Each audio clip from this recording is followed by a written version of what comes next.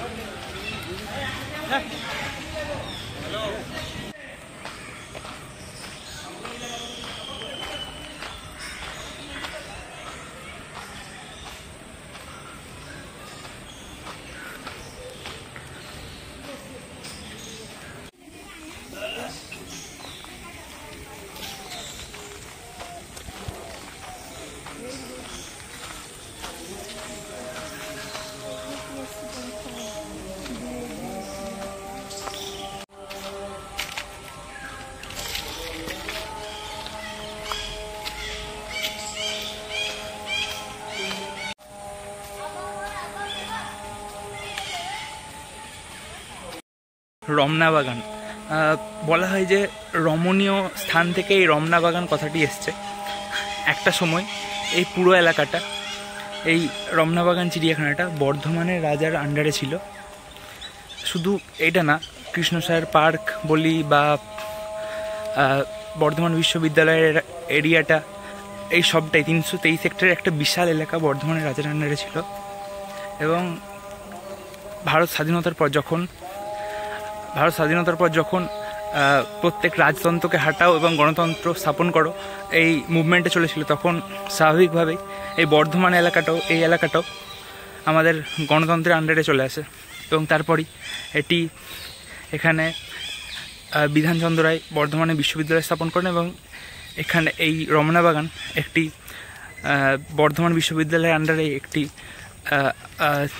চিড়িয়াখানায় পরিণত হয় এবং বর্তমানে এটি একটি অন্যতম ট্যুরিস্ট অ্যাট্রাকশন বর্ধমান শহরের। প্রকৃতির মাঝে সুন্দর রাস্তা তোমরা দেখতে পাচ্ছ। শুনেছিলাম এখানে কুমির আছে, এটা কি তার জন্য নাকি জানি না, কুমির তো দেখতে পাচ্ছি না আপাতত।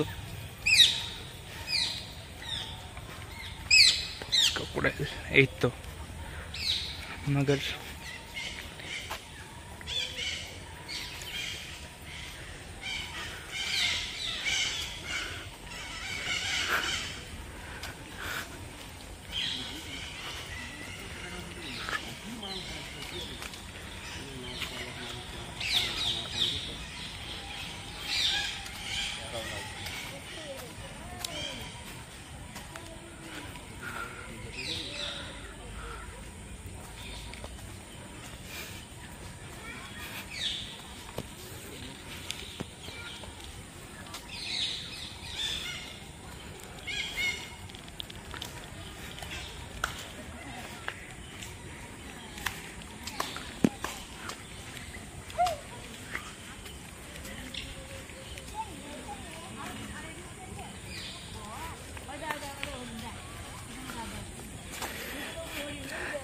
দেখো এখানে হরিণ দেখা যাচ্ছে অনেকগুলো।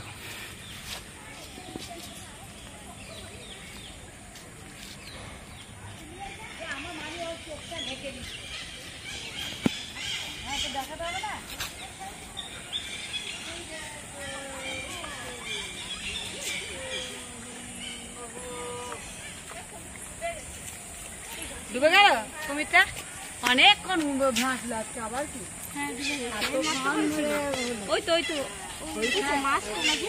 ওইখান থেকে উঠে এলো এইখানে অব্দি, তাহলে ওটা মাছটা না বলো, ওইখান থেকে এলো এতটা এলো। কোথা থেকে? ওইখান থেকে এলো এতটা, আমরা অনেকক্ষণ দেখলাম। ব্যাড লাক, কুমিরটা দেখতে পেলাম না, আবার পরে হয়তো দেখতে পাবো। কিন্তু এইদিকে অনেকগুলো হরিণ দেখা যাচ্ছে। হরিণের থাকার জায়গাটা বেশ সুন্দর।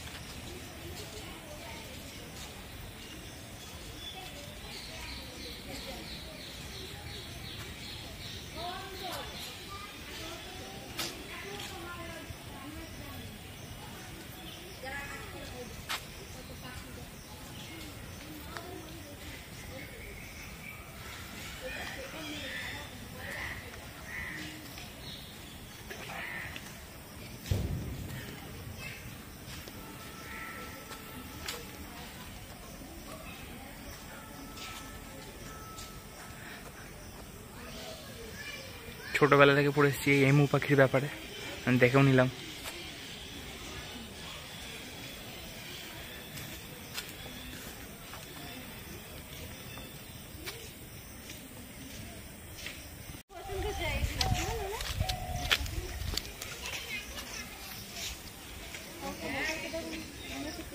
কত নিষ্পাপ মুখ।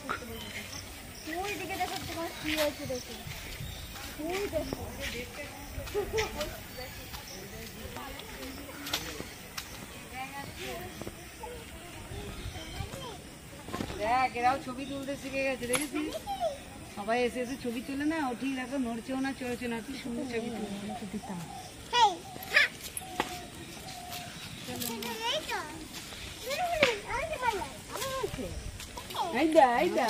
দোলা চেপে চেপে দোল কাছে তোর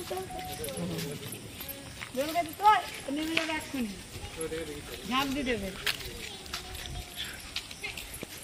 তোরা যেতে যেতে তুলতে তুলতে ঝাঁপ ভিডিও কর।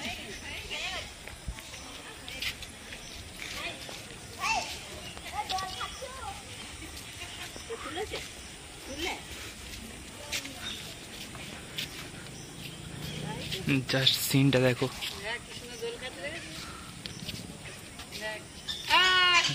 জীবনের মজা নিচ্ছে। যদিও খাঁচায় এর থেকে বেশি এর আর কি বা পেতে পারে।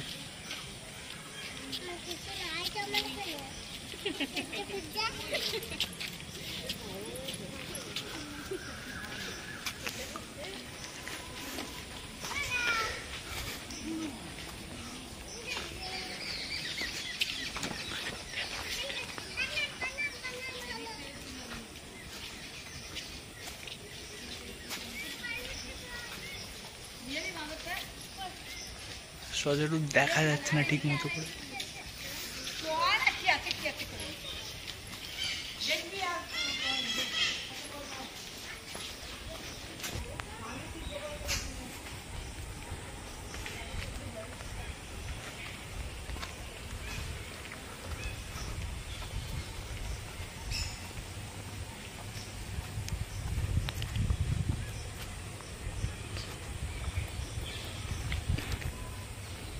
এখানে আছে টিয়া পাখি।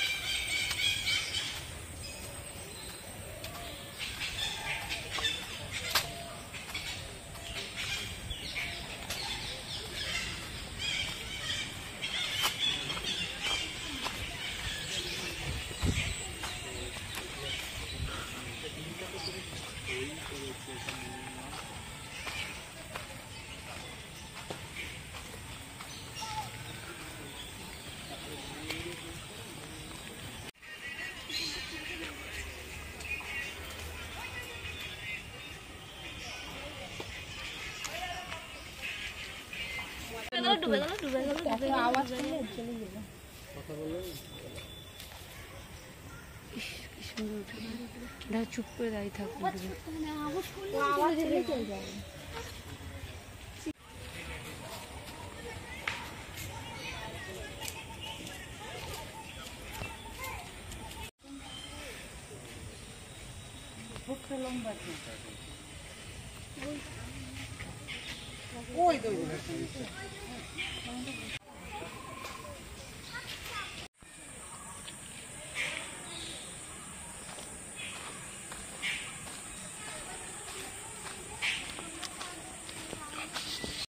ঘুরতে ঘুরতে যদি খুবই ক্লান্ত হয়ে যান, তাহলে সুন্দর বাঁশের তৈরি এই বসার জায়গাগুলো তৈরি করা আছে, আর ওপরটা খড় দিয়ে ঘেরা।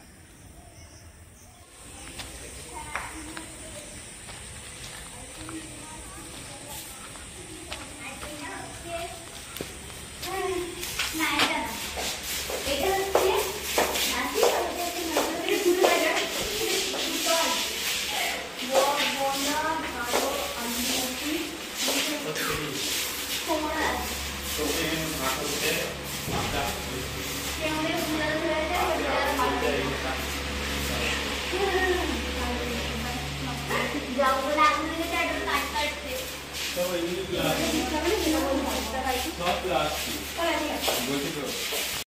সাপের ছবি দেওয়া ছিল, ভাবলাম সত্যি সাপ থাকবে না, সাপের পরিবর্তে ওখানে সাপের প্রতিকৃতি ছিল, আসল সাপ ছিল না। খুবই হতাশ হলাম।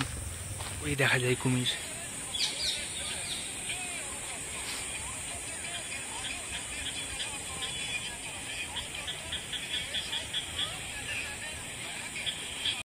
মূলত দু ধরনের হয়, একটি হচ্ছে লবণাক্ত জলের আর একটি হচ্ছে ফ্রেশ ওয়াটার। লবণাক্ত জলের কুমিরগুলো উড়িষ্যা, সুন্দরবন, মোহনায় এই সব জায়গায় পাওয়া যায়। আর ফ্রেশ ওয়াটার কুমিরগুলোকে বলে ঘড়িয়াল বা মাগার মাছ, এগুলো ফ্রেশ ওয়াটারে থাকে। আর এখানে হরিণও তো দেখলাম দু ধরনের আছে, একটা হচ্ছে চিতল হরিণ আর একটা হলো বার্কিং ডিয়ার। দুটো একটু আলাদা। কিন্তু শুনেছিলাম এখানে চিতাবাঘ আছে, ওই চিতাবাঘের দেখা পেলাম না।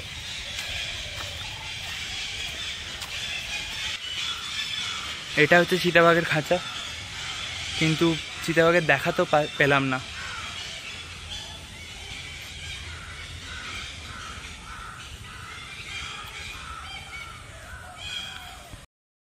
সাড়ে 5টা হচ্ছে সর্বোচ্চ টাইম, 5:30 বিকাল। তো এখন আমাকে বেরোতে হবে। তো একটাই জিনিস রিকোয়েস্ট করবো যে এত সুন্দর পরিবেশ, এটাকে নষ্ট করবেন না। এটা তো একটা জুলজিক্যাল পার্ক, যেহেতু এটা জুলজিক্যাল পার্ক সেহেতু এখানে মেনটেনের ব্যবস্থা থাকে, কিন্তু আমাদের চারপাশের প্রাকৃতিক পরিবেশ যেগুলো আছে সেইগুলোকে অযথা নষ্ট করবেন না। এবং প্লাস্টিক অবশ্যই বর্জন করুন, কারণ এটা পরিবেশের জন্য খুবই ক্ষতিকর। এইসব জায়গায় এলে প্লাস্টিক কতটা মারাত্মক সেইগুলো আপনারা বুঝতে পারবেন। গেছে বলে চিতাবাঘ তার ঘরে ঢুকে পড়েছে। আমি খালি চোখে দেখতে পাচ্ছি জানলা দিয়ে, বাট ক্যামেরায় ওটা আসলো না। So sad.